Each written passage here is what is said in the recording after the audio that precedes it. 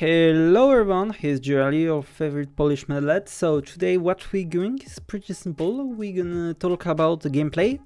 We're gonna at first talk about our gameplay in general in games. Then we're gonna talk about Valorant, how they did their gameplay.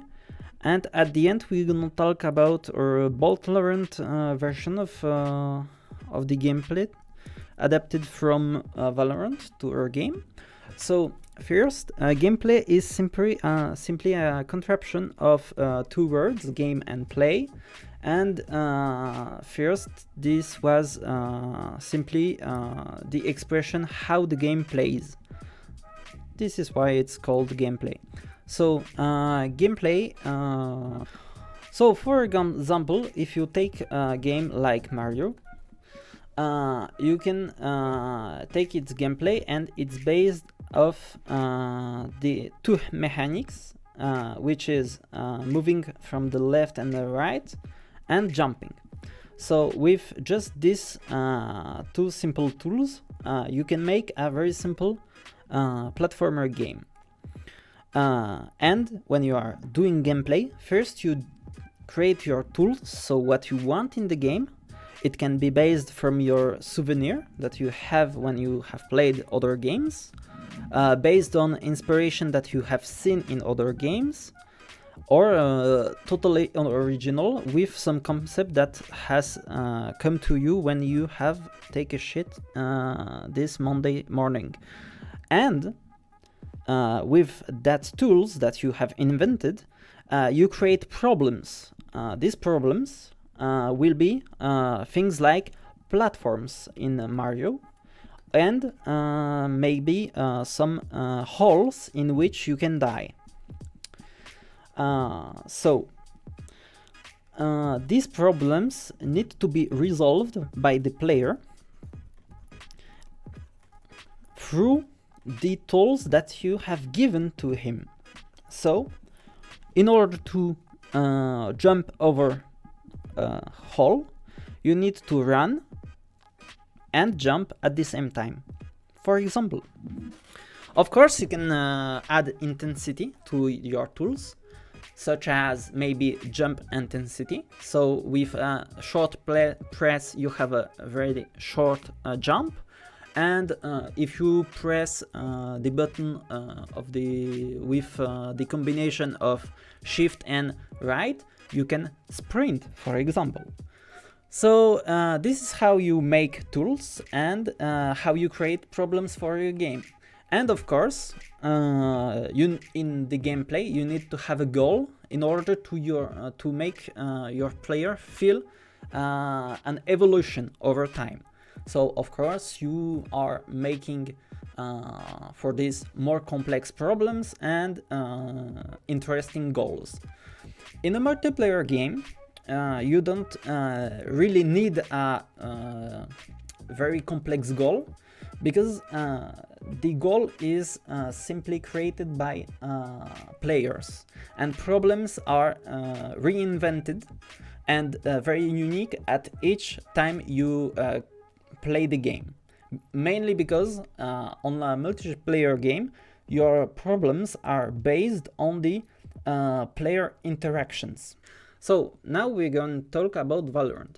Valorant is a multiplayer game which is based on a genre which is the genre of strategic FPS, so strategic first-person shooters, and it's based off CSGO, of course, and something which you call Team Fortress 3, which is named to Overwatch. So this game is using several tools. So first tool you have already noted is simply movement. So movement in Valorant is pretty simple. It's left, right, forward, backward, and of course jumping. Because we don't want to separate these mechanics from each other, mainly because the maps are or very very simple in 3D. And you have the view, so you have the ability to scope, to change the position of your view, scoping and aiming. Let's name it like this. And of course you have a third tool, which is interaction. Interaction in Valorant is separated in two categories. So interaction, yeah. And now in this interaction you have weapons which are very basic interactions, and you have abilities. So to simplify things, first we're gonna talk about weapons. So weapons are just tools to kill people. So you have simply different weapons with different aspects, like killing from a far distance with sniper, killing fast with close distance with shotgun, killing people with very precise shot and low ammo with guns like pistols, and yata and yata. You have many weapons that you can name and everything, so like RPGs, grenade launchers, and you know, only your imagination is the limit. So you can make weapons like in Borderlands that give you shield and everything, but this make this mechanic more complex than you think. Giving a shield from a weapon is very complex. So how these tools are managed? Mainly they are managed by their stats, so RPM, precision, damage, magazine, and etc and etc and etc.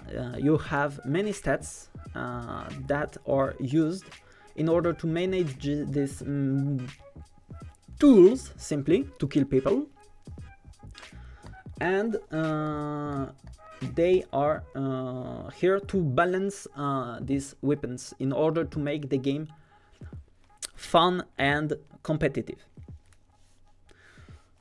So balance is very important in competitive games, because mainly otherwise you can't create spectacle for your viewers.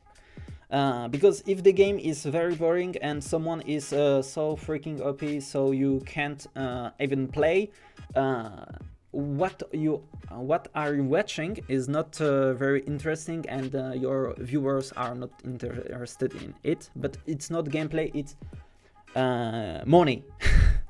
Yeah, this is another aspect of gameplay, competitivity, and we will not talk about it for now, because it can be done in another episode.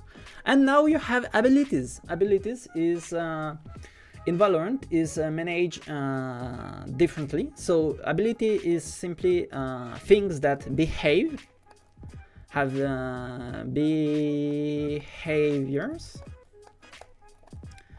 And these behaviors are very different. So then they can be grenade, then they can be launchers, then can be dashes, and there is too many to name them all. So we name these things that are here. They have behaviors, and their goal are very different. So you can have supporting, you can have killing, you can have map control, you can have I don't know, just imagine. And in order to manage this simple abilities behavior, you have two things. So in Valorant you have two things which are charges on your ability. and the cooldown on some of them. And charges are recharged by killing, by rounds, by buying it, and yada and yada. So of course you have different behaviors with different cars, different cities, and everything. And of course the amount of impact in the game, in your gameplay, will be proportional to simply the stats of this ability, so charges and CDs. So now we are gonna talk about our game, Valorant, in which we're gonna conserve some of the gameplay aspect of already spoken Valorant. So we have movement that we can conserve, because movement is pretty basic and don't need to be more developed in this episode. We have the view, the aiming ability, so we don't need to develop it either, and the interaction. So here we want to have a talk about that. So here we're gonna just conserve the weapon aspect, same as in Valorant. So weapon system will be like in Valorant. Yeah. And now we're gonna talk about our abilities, because they will behave somehow similar, but not close enough to just say it will be like in Valorant. So our abilities will be composed in two parts on our character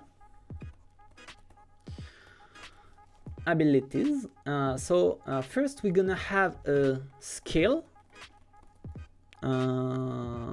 ability, and next we're gonna have a grenade ability. These two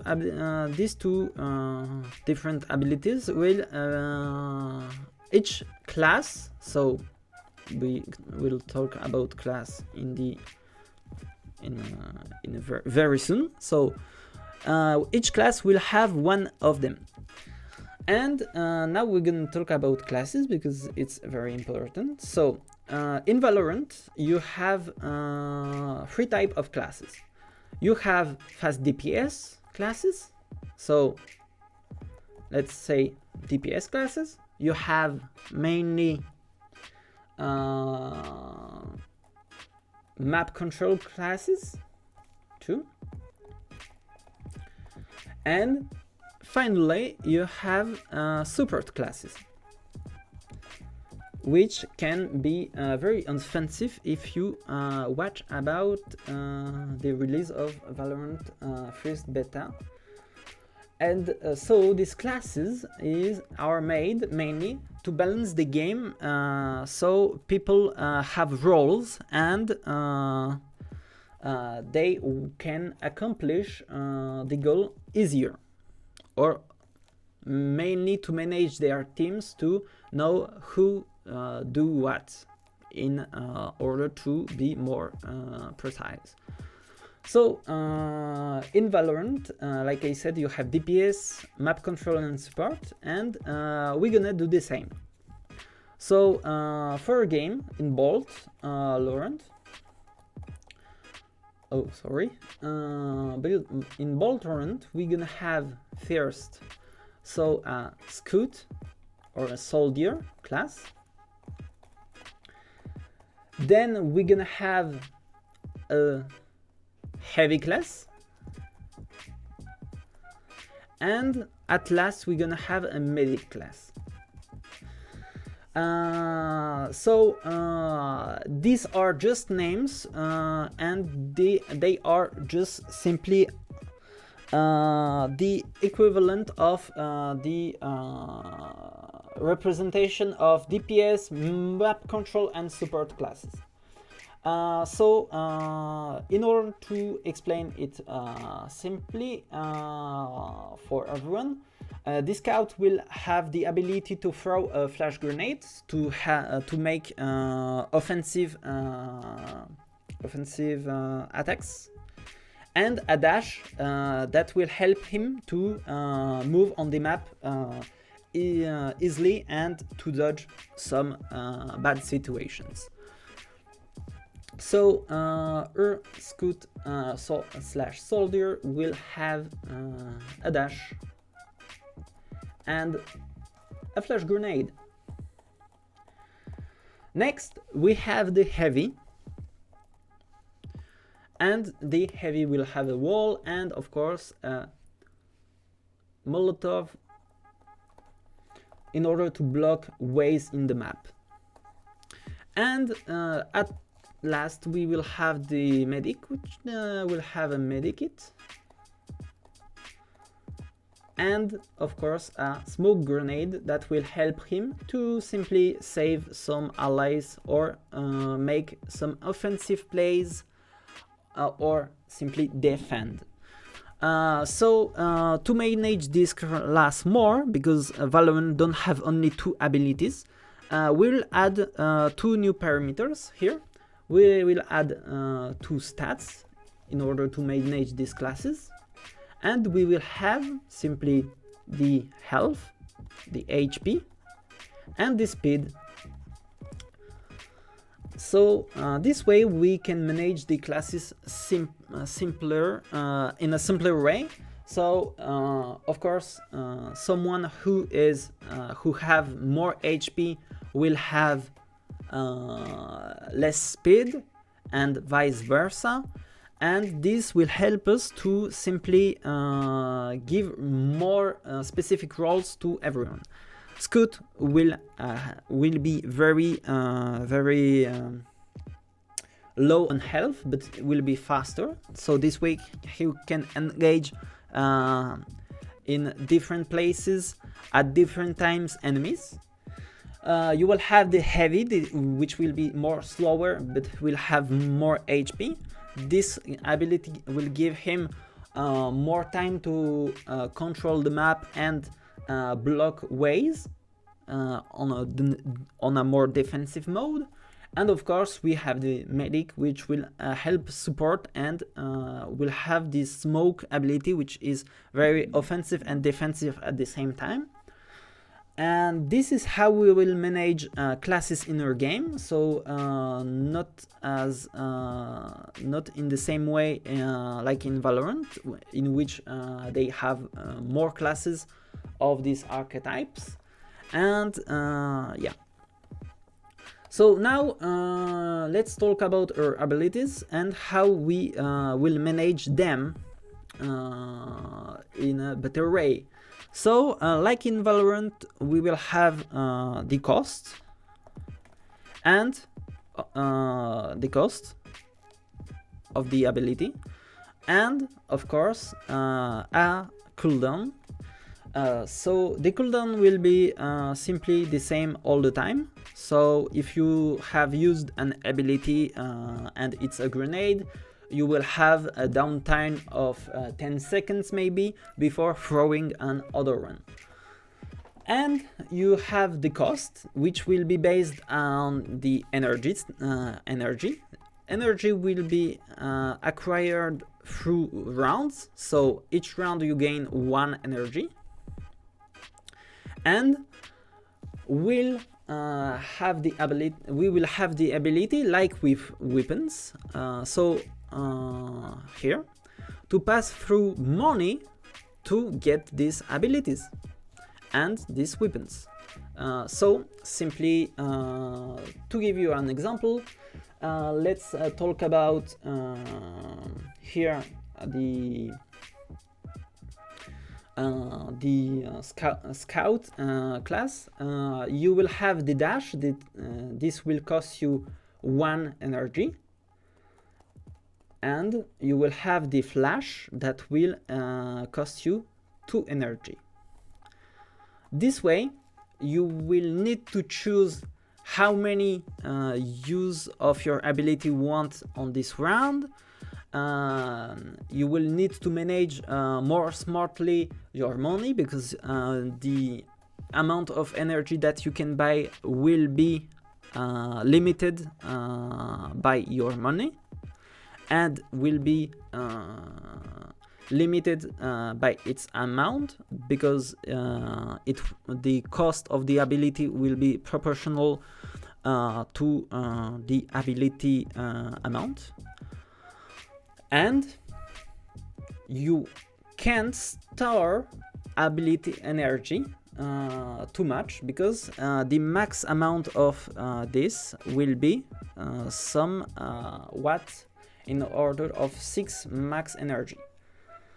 So this way you are sure that there is no mechanics like snowballing, because if you pass through a round and your energy is not is charged fully, you have lost maybe the opportunity to throw abilities, and maybe it was decisive in this round, and this is how you create some more management with the abilities. And yeah, I think it's everything that we want to say about gameplay on its own, so about classes and everything. And yeah, like I said at the beginning, when you create gameplay, you create tools. Tools are here the movement, aiming, and interaction. We talk about mainly interaction because it's the main part that we will develop in the few next episodes. And these tools are made to resolve problems. So problems are, like I said before, created by players, because it's a multiplayer game, and the situation will vary through the games. This way it's a way that the problems are made some more original, more unique each game you play. And of course you need to have a goal, and the goal will be very simple. It will be like in Valorant. So all of this will be used in order to win the game. And how you win the game? It's not very complicated in our case, but you have some little things to remember. Sorry. Bon, je reprends mon souffle là.